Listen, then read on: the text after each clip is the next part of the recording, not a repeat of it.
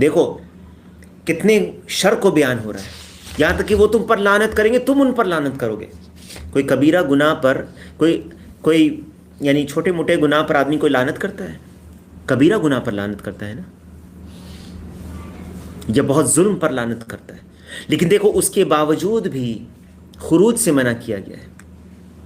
دیکھ رہے ہو مسلمان حکمران کے خلاف خروج سے. یہ ساری احادیث آج جو سروریہ ہیں چھپا دیتے ہیں، اخوانی ہیں یہ چھپا دیتے ہیں، کیوں نہیں ذکر کرتے؟ کیونکہ ان کے منہج، ان کے طریقے کے خلاف ہے.